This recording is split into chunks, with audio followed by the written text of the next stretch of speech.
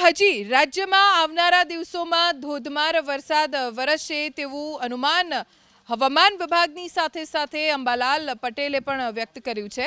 3 દિવસ દક્ષિણ ગુજરાતમાં ધોધમાર વરસાદ વરસશે તેવું હવામાન નિષ્ણાત અંબાલાલ પટેલનું કહેવું છે। દક્ષિણ ગુજરાતમાં પૂરની સ્થિતિનું પણ નિર્માણ થઈ શકે છે। દક્ષિણ ગુજરાતમાં 10 ઇંચ સુધીના વરસાદની શક્યતા છે। હવામાન વિભાગ અનુસાર ગુજરાતમાં હવે જમાજમ વરસાદ વરસશે।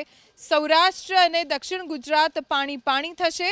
આજે વલસાડ, ડાંગ, સુરત, નવસારી, તાપી, ભરૂચ, નર્મદા, અમરેલી અને ગીર સોમનાથ જિલ્લામાં ભારેથી અતિભારે વરસાદ પડશે। આવતીકાલે દાહોદ, છોટાઉદેપુર, પંચમહાલ, મહીસાગર, અમરેલી અને ગીર સોમનાથ જિલ્લામાં વરસશે ભારે વરસાદ। 25 જૂને બનાસકાંઠા અને સાબરકાંઠામાં મુશળધાર વરસાદ પડશે। હવામાન વિભાગના મતે અમદાવાદ સહિત ઉત્તર ગુજરાતમાં પણ વરસાદી માહોલ રહેશે। 30 થી 40 કિલોમીટરની ઝડપે પવન પણ ફૂંકાઈ શકે છે। તો સૌરાષ્ટ્ર અને દક્ષિણ ગુજરાત થશે જળબંબાકાર, આગાહી કરી છે હવામાન નિષ્ણાત અંબાલાલ પટેલે, જે અનુસાર આગામી 3 દિવસમાં સૌરાષ્ટ્ર અને દક્ષિણ ગુજરાતમાં 8 થી 10 ઇંચ વરસાદ ખાબકી શકે છે। અંબાલાલ પટેલના મતે સૌરાષ્ટ્ર અને દક્ષિણ ગુજરાતમાં ભારેથી અતિભારે વરસાદ વરસશે, જેને લઈને પૂરની સ્થિતિ સર્જાઈ શકે છે।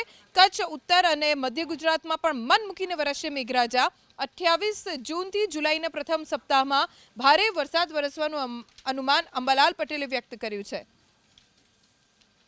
આજથી લગભગ 23, 24 અને 25 તારીખમાં અને 25, 26 તારીખ સુધીમાં રાજ્યના ઘણા ભાગમાં વરસાદ આવવાની શક્યતા રહે છે।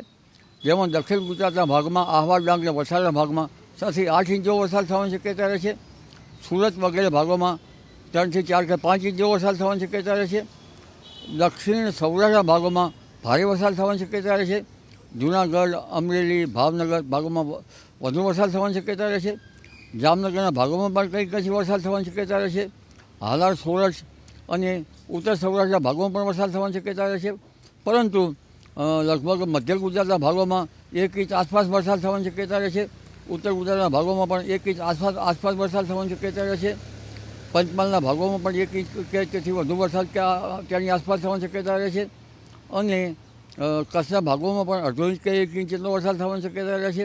પણ ઉલ્લેખનીય છે કે 25મી તારીખે ચોમાસાનું જરા સક્રિયતા વધારે જણાશે અને 28 જૂન આસપાસ તો પશ્ચિમ ઘાટમાં તે આગળ વધેલું ચોમાસું, મુશળધાર ચોમાસું આગળ વધશે।